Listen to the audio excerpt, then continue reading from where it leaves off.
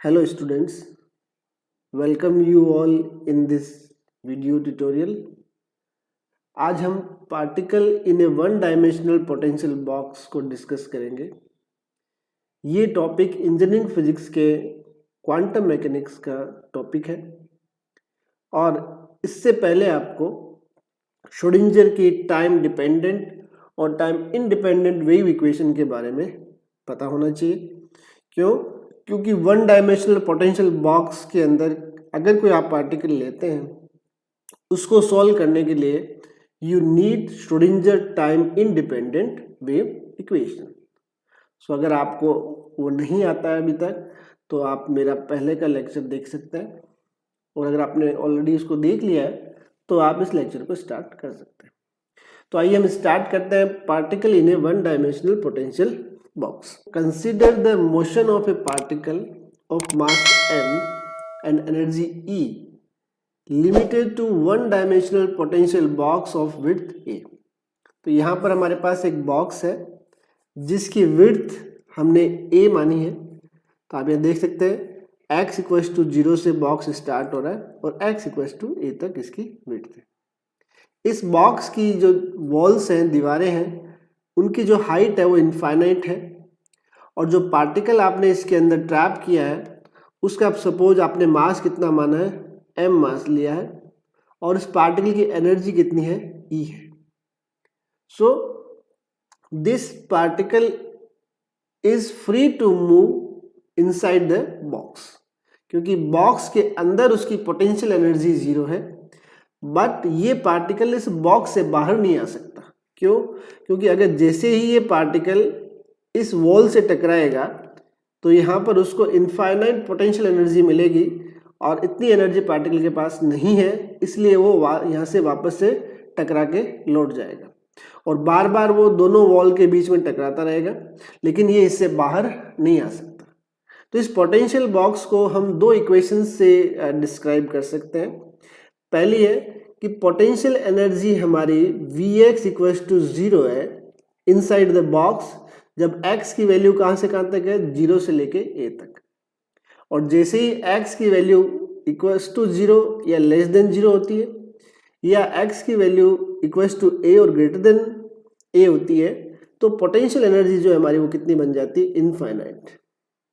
तो आप इस तरह से कह सकते हैं कि आपने फिजिकली एक तरह से एक पार्टिकल को एक बॉक्स के अंदर ट्रैप कर दिया। आप इसको अगर रियल सिचुएशन से समझना चाहो तो आप ऐसे समझ सकते हैं कि न्यूक्लियॉन्स जो होते हैं वो न्यूक्लियस के अंदर ट्रैप होते हैं। न्यूक्लियॉन्स में प्रोटॉन्स भी हैं और न्यूट्रॉन्स भी हैं और वो उस न्यूक्लियस के अंदर लगातार मोशन करते रहते हैं, लेकिन न्यूक्लियस के बाहर नहीं आ सकते। तो वैसी सिचुएशन यहाँ पर हमने मानी है। अभी हम वन डायमेंशनल की बात कर रहे हैं और बाद में हम बात करेंगे 3 डायमेंशनल की। तो 3 डायमेंशनल पहले रेक्टेंगुलर बॉक्स ले लेंगे और उसके बाद हम उसको अल्फा डीके के एग्जाम्पल के थ्रू इसको एक्सप्लेन करेंगे। तो यहाँ पर हमने ये एज्यूम कर लिया है कि सपोज हमारे पास एक बॉक्स है जिसकी विड्थ कितनी है, a है, और उसके अंदर एक मास पार्टिकल है जिसकी एनर्जी कितनी है, E है। अब इस पार्टिकल के लिए सबसे पहले हम श्रोडिंजर की time independent wave equation one dimension में लिखेंगे।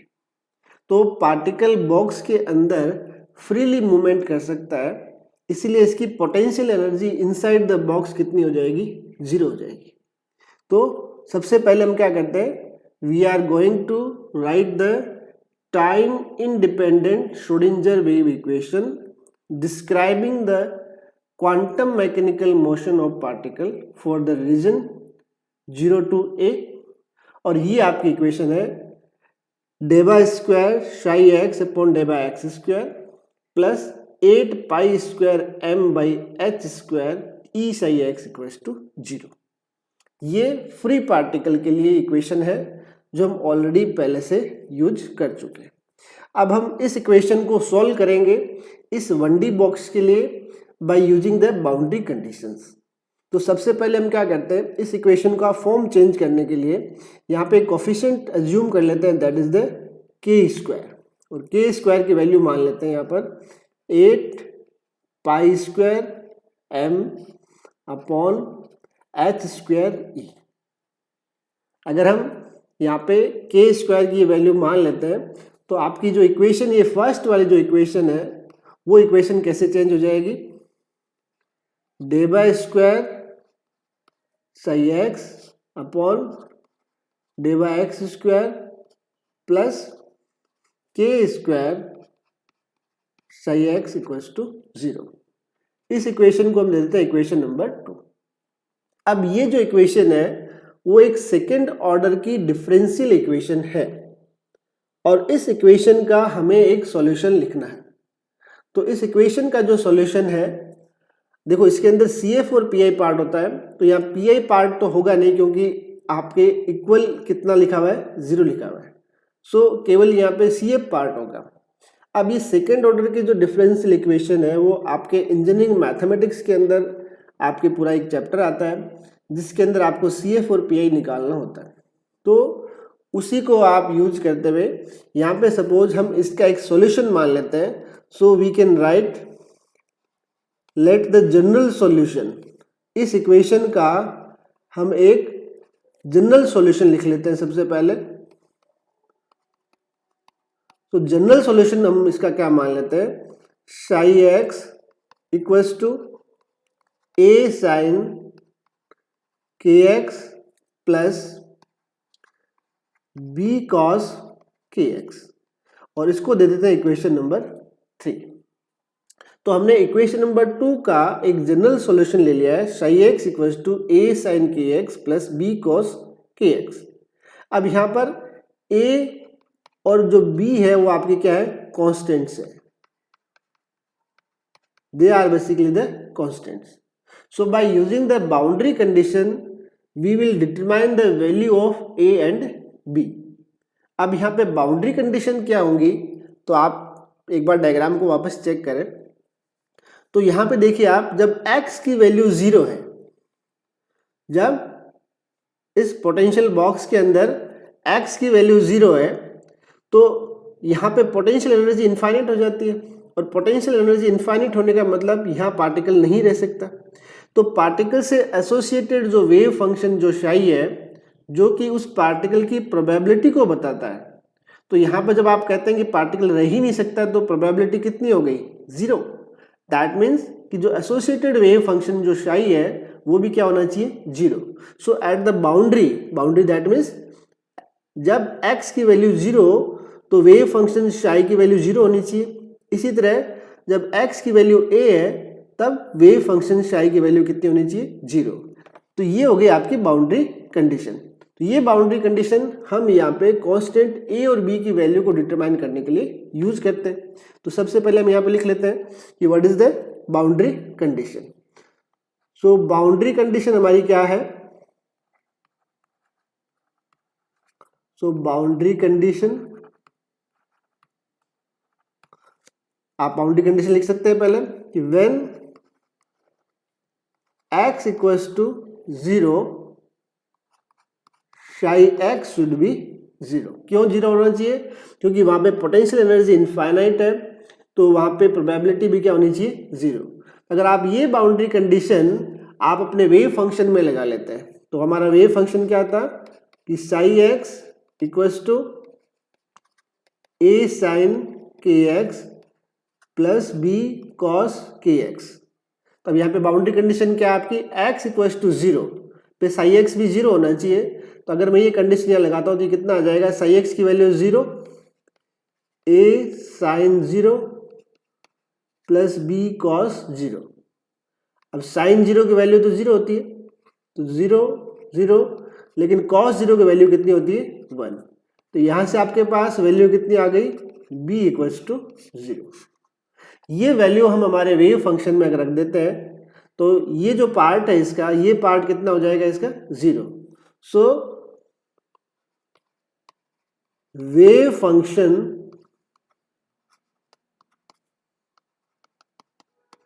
विल बी, कितना हो जाएगा आपका वेव फंक्शन, अब psi x equals to A sine k x. ये हमारा वेव फंक्शन आ गया जब आपने फर्स्ट बाउंड्री कंडीशन को यहाँ पे अप्लाई कर दिया। इस इक्वेशन को हम नंबर दे देते हैं, पहले हमने लास्ट नंबर दिया था 3, तो यहाँ पे हम इसको नंबर दे देते हैं 4. Now we will apply the second boundary condition, and condition is that when x equals to a, psi a will be 0. क्यों? क्योंकि जब x की वैल्यू a होता है तो अगेन पोटेंशियल एनर्जी कितनी है? इनफाइनाइट. जो हमारे पास जो वेव फंक्शन था अभी तक वो कितना था? psi x equals to a sin kx. अगर इसके अंदर ये बाउंड्री कंडीशन आप अप्लाई कर देते हैं तो ये क्या बन जाएगा? psi a equals to a sin ka. और एज पर बाउंड्री कंडीशन psi a की वैल्यू कितनी है? 0. सो 0 equals to a sin ka. अब यहाँ पर आइदर a की वैल्यू 0 और sin ka की वैल्यू 0, लेकिन अगर आप a की वैल्यू 0 कर देते हैं तो हमारा पूरा वेव फंक्शन 0 हो जाएगा, इसलिए आप a 0 नहीं करेंगे. तो किसको 0 करेंगे हम? sin ka equals to 0. So if sin ka equals to 0, तो आप 0 की वैल्यू साइन में कब कब आती है वो आप लिख सकते हैं. तो sin n पाई अगर मैं रख देता हूँ और n की वैल्यू यहाँ पर आप 1 2 3 रख देते हैं, तो यहाँ पे साइन की वैल्यू कितनी आएगी? हमेशा 0 आएगी. तो यहाँ से दोनों साइड से अगर आप साइन को कंपेयर कर लेते हैं, then you got a relation k a equals to n pi. तो यहाँ से आपके पास में k की जो वैल्यू है वो कितनी आ गई? n pi by a. ये हमने सेकेंड बाउंड्री कंडीशन को यूज करके फाइंड आउट कर लिया है. तो अब अगर आपका वेव फंक्शन लिखा जाए with this value, then wave function will become psi x equals to, अब a sin k की जगह वैल्यू कितनी आ जाएगी मेरे पास? n pi by a into x. So the wave function psi x is the a sin n pi by a dot x. ये हमने इसकी value को निकाल लिया, लेकिन अभी भी हमारे पास में a एक ऐसा कॉफिशिएंट है जिसकी वैल्यू को हमने अभी तक डिटरमाइन नहीं किया है. तो सबसे पहले हम कॉफिशिएंट a की वैल्यू को डिटरमाइन करेंगे और उसके बाद एनर्जी की वैल्यू को हम लिखेंगे. तो a की वैल्यू को डिटरमाइन करने के लिए हम यहाँ पर नॉर्मलाइजेशन कंडीशन को यूज करेंगे. तो सबसे पहले हम लिख लेते हैं कि नॉर्मलाइजेशन कंडीशन होती क्या है. ये आप ऑलरेडी पढ़ चुके हैं. सो नॉर्मलाइजेशन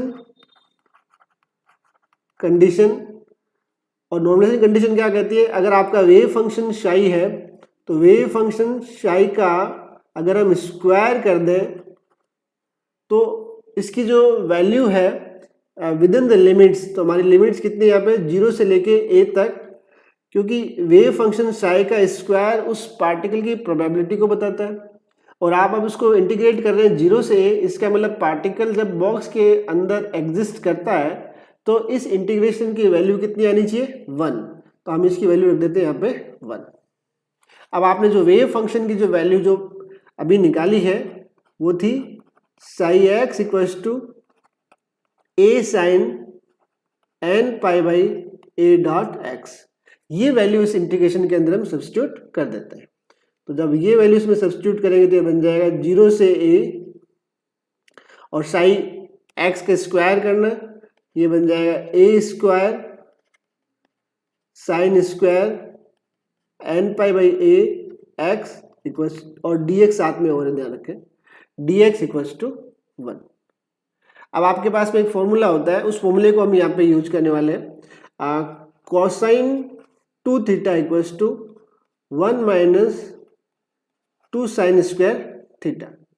तो यहाँ से अगर साइन स्क्वायर थीटा की वैल्यू को डिटरमाइन करें तो ये आ जाएगी 1 माइनस कॉस 2 थीटा बाई 2. तो साइन स्क्वायर थीटा को आप 1 माइनस कॉस 2 थीटा बाई 2 लिख सकते हैं. तो यहाँ पर भी हमारे पास कितना है? Sine square this one. तो हम इसको इस फॉर्मूले की हेल्प से इसको चेंज कर सकते हैं. ये चेंज करके क्या बन जाएगा आपका? देखो नीचे का 2 है, a स्क्वायर है तो दोनों तो बाहर आ जाएंगे, तो a स्क्वायर बाई 2 तो बाहर आ गया और अंदर रह गया आपके पास 1 माइनस कॉस 2n पाई/a x dx इक्वल्स टू 1। अब इसकी लिमिट है 0 से लेके a तक। अब इस इंटीग्रेशन को हम यहाँ पर क्या करते हैं, सोल्व कर लेते हैं। तो इंटीग्रेशन सोल्व करेंगे तो कितना आएगा, a² 2 और 1 का कितना आ जाएगा x, और लिमिट लग जाएगी उसकी 0 से a तक। फिर हम कोसाइन का करेंगे तो आ जाएगा sin 2n पाई/a x, और अपॉन में जो आएगा आपके पास वो आ जाएगा, ये जो फैक्टर आपने लिया है वो आएगा 2n पाई/a, और इस पूरे की जो लिमिट है वो आप लग जाएगी 0 से लेके a तक इक्वल्स टू 1। तो अब इस एक्सप्रेशन में सबसे पहले हम देखो लिमिट्स लगा देंगे। तो लिमिट्स के अंदर देखो क्या करेंगे आप, यहाँ पर जो आपका n है, n की वैल्यू आप 1 2 3 इस तरह से सब्स्टिट्यूट कर सकते हैं।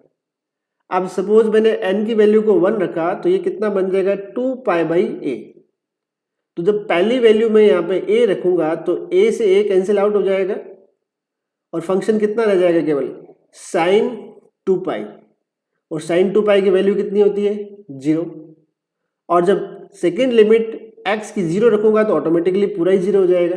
तो कहने का मतलब ये जो सेकेंड जो फैक्टर है आपका, इसको अगर आप सोल्व करेंगे लिमिट लगा करके तो इसकी वैल्यू कितनी आएगी, 0 आएगी। तो केवल आपका फर्स्ट वाला जो पार्ट है वो रह गया, उसकी वैल्यू को हमको यहाँ पे लगा देंगे तो हमें इस फैक्टर की वैल्यू मिल जाएगी। तो हम लिख लेते हैं वापस से a² 2 x की limit 0 to a equals to 1। तो ये आपके पास आ गया a² 2 a इक्वल्स टू 1, और यहाँ से आपको कोफिशिएंट a की वैल्यू मिल गई है 2/a का अंडर रूट। तब आपका जो वेव फंक्शन था वो क्या था, सो वेव फंक्शन विल बी, अब वेव फंक्शन की वैल्यू कितनी हो जाएगी, साई x इक्वल्स टू, आपका वेव फंक्शन था a sin n π/a x। तो इस a की वैल्यू को आप जब यहाँ पे लगा देंगे तो वेव फंक्शन बन जाएगा under root 2/a sin n π/a dot x। This is your wave function.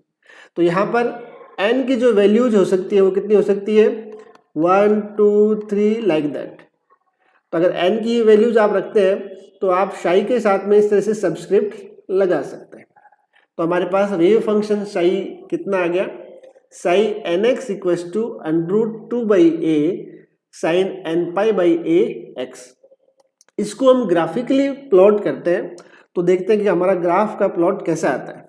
Suppose हमारा जो 1D बॉक्स था, उस बॉक्स के लिए सबसे पहले हम फंक्शन प्लॉट करने से पहले जो हमने k की वैल्यू को रखा था, यहाँ पर k की वैल्यू देखिए आपकी कौन सी थी, ये यहाँ पे थी, ये था k equals to n π/a, और हमने k को अज्यूम क्या किया था स्टार्टिंग में, k² इक्वल्स टू 8π² m/h²e।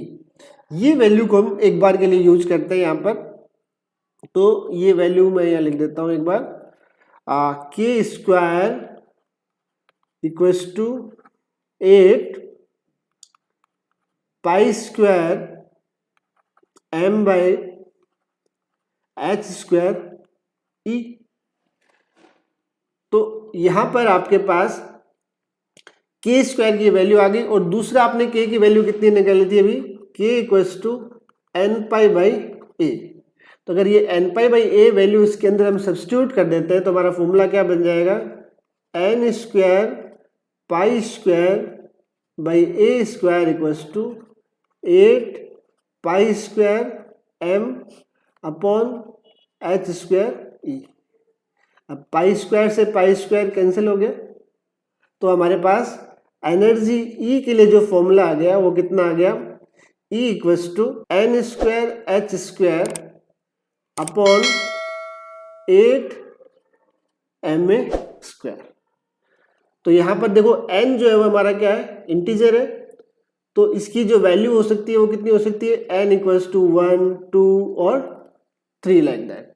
तो आप चाहें तो इस फॉर्मूले को आप ऐसे लिख सकते हैं, E N equals to N square H square upon 8ma square. तो आपने जब पार्टिकल को 1D बॉक्स में ट्रैप किया और उसकी जो एनर्जी जो वैल्यूज है, जिसको हम आइगन एनर्जी वैल्यू कह सकते हैं, उसका फॉर्मूला आया मेरे पास N square H square upon 8ma square. तो अगर मैं इसको ग्राफ के अंदर शो करना चाहूं तो ये सपोज हमारा 1D बॉक्स था, तो इसका starting point x equals to 0 और ये x इक्वल्स टू 8। अब सपोज यहाँ पर आप n की वैल्यू को 1 रखते हैं तो E1 की वैल्यू कितनी आ जाएगी, H square upon 8ma square. ये फर्स्ट जो है आपका एनर्जी लेवल है जिसको आप ग्राउंड स्टेट मानेंगे यहाँ पे। तो अगर आप 1D बॉक्स में पार्टिकल को ट्रैप करते हैं तो आपकी जो ग्राउंड स्टेट एनर्जी है, जिसको आपने E1 बोला है, उसकी वैल्यू कितनी आ गई, H square upon 8ma square. इसी तरह अगर आप n की वैल्यू को 2 सब्स्टिट्यूट कर देते हैं तो आपका E2 की जो वैल्यू है वो कितनी आ जाएगी, 4h square upon 8ma square. चाहे तो आप इसको 4E1 की तरह भी लिख सकते हैं। तो जो नेक्स्ट जो एनर्जी लेवल है आपका वो ये बन गया आपका यहाँ पर, that is the E2 equals to 4E1। इसी तरह अगर आप n की वैल्यू को 3 रख देते हैं then you will got the value E3 equals to 9E1। तो आपका जो नेक्स्ट एनर्जी लेवल है E3 वो कितना आ जाएगा, 9E1। तो जो पार्टिकल आपने बॉक्स में ट्रैप किया गया है उसके लिए जो अलाउड एनर्जी वैल्यूज हैं वो कितनी आ रही है, E1, E2, E3। एंड आप एक बात इसमें नोटिस कर रहे हैं कि the difference of energy levels are not equal, ये अनइक्वल है। तो ये हमने इसकी एनर्जी आइगन वैल्यूज को डिटरमाइन कर लिया है। अब हम इसके वेव फंक्शन की बात करते हैं। तो वेव फंक्शन जो अभी आपने डिटरमाइन किया था वो आया था हमारे पास psi x equals to √2/a sin n π/a(x), ये हमने डिटरमाइन किया था। तो अगर हम इसको ग्राफ के अंदर शो करना चाहें तो सपोज ये हमारा 1D बॉक्स था, इस 1D बॉक्स के अंदर ये इसकी लिमिट्स हो गई x इक्वल्स टू 0 और x इक्वल्स टू a। ये आपका फर्स्ट एनर्जी लेवल हो गया, दैट इज E1। ये आपका नेक्स्ट एनर्जी लेवल E2 और उसके बाद ये हो गया आपका third energy level E3 equals to 9E1। अब यहाँ पर देखिए sin n π/a(x) आ रहा है, तो हम इस साई के साथ में सबस्क्रिप्ट में n लगा सकते हैं। और अब आप n की वैल्यू को सपोज 1 रखते हैं तो if n equals to 1 then you will get psi1x equals to √2/a sin π/a(x). तो यहाँ से हम इसकी ग्राफ को चेक कर सकते हैं। तो हम इस डायरेक्शन में इसको वेव फंक्शन psi दिखा देते हैं, psi x, और ये आपका x है ही। तो यहाँ देखिए आप अगर x की वैल्यू 0 रखेंगे तो वेव फंक्शन psi1x की वैल्यू कितनी आएगी, 0। और x की वैल्यू को मैं a रखूंगा तो a से a कट जाएगा, अगेन psi1x की वैल्यू कितनी आएगी, 0। लेकिन x की वैल्यू अगर आप a/2 रखते हैं तो sin π/2 आएगा और इसकी मैक्सिमम वैल्यू आएगी। तो कहने का मतलब जो psi1x है आपका, उसका जो ग्राफ आएगा वो कुछ इस टाइप से आएगा। तो this is basically the psi1। और अगर आप n की वैल्यू को 2 पर पुट कर देंगे तो आपके पास बन जाएगा psi2x equals to √2/a sin 2π/a(x). तो अगर आप इसको ग्राफ को प्लॉट करेंगे तो आपको ग्राफ जो मिलने वाला है कुछ इस टाइप से मिलेगा। ये हो जाएगा हमारा psi2 का ग्राफ। इसी तरह अगर आप psi3 का ग्राफ भी शो करना चाहते हैं इसके अंदर, तो ग्राफ psi3 का भी मैं बना के आपको बता देता हूँ। हर बार आपको हाफ वेवलेंथ का इंक्रीमेंट करना है, तो आधा हर बार इंक्रीमेंट करना है, and this is the psi3x। अब यहाँ देखिए एक इंटरेस्टिंग रिजल्ट हम डिटरमाइन करना चाह रहे हैं, वो ये है कि साइव का हमने कहा था कि कोई फिजिकल सिग्निफिकेंस नहीं होता क्योंकि ये कॉम्प्लेक्स क्वांटिटी होती है, लेकिन साई का स्क्वायर जो है बेसिकली वो क्या करता है, आपको उस पार्टिकल के मिलने की प्रोबेबिलिटी को बताता है। तो अब हम एक ग्राफ ड्रॉ करते हैं इसके स्क्वायर के साथ। तो ये मैंने लिया ग्राफ। अब मैं साई एक्स की बजाय साई का स्क्वायर को प्लॉट करने वाला हूँ। तो यह मेरा फर्स्ट एनर्जी लेवल हो गया, and I am going to plot psi1 square x. तो ये जो ग्राफ है आपके 1 2, तो स्क्वायर करने से जो नेगेटिव पार्ट है वो भी किस में चला जाएगा, पॉजिटिव में। तो यहाँ तो कोई विशेष फर्क नहीं पड़ेगा, ग्राफ ऐसा ही रह जाएगा। लेकिन जो नेक्स्ट लेवल था आपका जिसमें आप psi2 का स्क्वायर प्लॉट करेंगे, तो जो नेगेटिव पार्ट है वो भी किस में चला जाएगा, पॉजिटिव में चला जाएगा। तो you will gate graph like this. और अगर आप psi3 का ग्राफ प्लॉट करते हैं तो psi3 स्क्वायर एक्स, तो you will gate graph like this. तो यहां से हम कुछ कंक्लूजन निकाल सकते हैं कि इफ द पार्टिकल, ये हो गया आपका n इक्वल्स टू 1 के लिए, ये हो गया आपका n इक्वल्स टू 2 के लिए, और ये हो गया आपका n इक्वल्स टू 3 के लिए। तो यहाँ पे हम कह सकते हैं कि अगर पार्टिकल ग्राउंड स्टेट में रहता है तो साई स्क्वायर एक्स की वैल्यू उसके मिडिल में मैक्सिमम है। This is the maximum value. That means if the particle exist in the ground state, then it is the highest probability of particle to find at the middle of the energy level। Box के mid में मिलने की उसकी probability ज़्यादा होगी। लेकिन अगर वही पार्टिकल आपका फर्स्ट एक्साइटेड स्टेट के अंदर है तो मिड में मिलने की उसकी प्रोबेबिलिटी नियर अबाउट 0 है।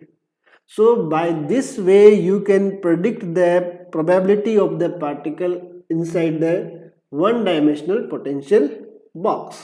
तो एक बार फिर से हम इसके फॉर्मूले को रिकॉल कर लेते हैं। पहला फॉर्मूला जो हमने निकाला वो निकाला हमने एनर्जी के लिए। So E N equals to N square H square upon 8ma square. और दूसरा फॉर्मूला निकाला हमने वेव फंक्शन साई के लिए।